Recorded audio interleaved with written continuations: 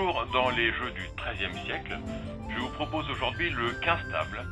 C'est le premier des jeux décrits dans le chapitre des jeux de table du livre des jeux d'Alphonse le Sage. Alors on a là la position de départ telle qu'elle est décrite sur l'illustration. Les pions blancs partent de ce côté-là et vont suivre un parcours en fer à cheval qui les fait sortir de ce côté-là. Et les pions noirs vont faire le chemin inverse, partir d'ici, croiser les pions blancs et sortir de ce côté-là. On joue avec le 3D et on va appliquer pour les déplacements des pions les mêmes règles que pour les autres jeux de table, comme pour le backgammon. Un pion va pouvoir s'arrêter sur une case qui est soit libre comme ici, soit occupée par des pions de la même couleur comme ici, soit occupée par un pion adverse comme ici, qui dans ce cas sera frappé, remis sur la barre et devra être remis en jeu dans le quart de départ en suivant le jet de dés si c'est possible.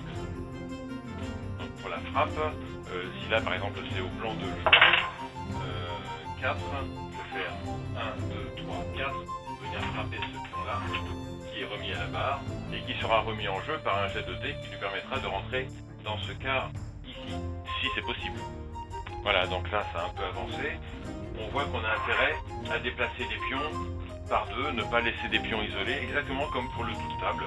Donc là si c'est au blanc de jouer, 6, 1, 2, 3, 4, 5, 6. 1, je vais avancer celui-là, je vais laisser tout celui-ci, et 4, 1, 2, 3, 4, je vais venir frapper celui-là. Alors dans le livre des jeux, le chapitre suivant nous présente des jeux à grand plateau, et on a notamment au folio 85 cette version étendue de 15 tables, étendue donc c'est le 17 tables, avec un plateau élargi à 28 cases, qui permettent de jouer avec des dés à 7 faces. On n'en sait pas plus, si ce n'est que le personnage de droite, a priori, est censé être Alphonse le Sage lui-même. En réalité non, ils ont certainement changé d'idée entre l'écriture du texte et la réalisation de l'image. Il apparaît ailleurs dans le livre, ainsi que d'autres membres de la famille royale, à différents âges, mais pas là.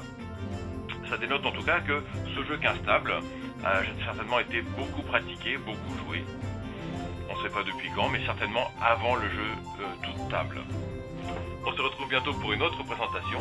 D'ici là, je vous dis à bientôt.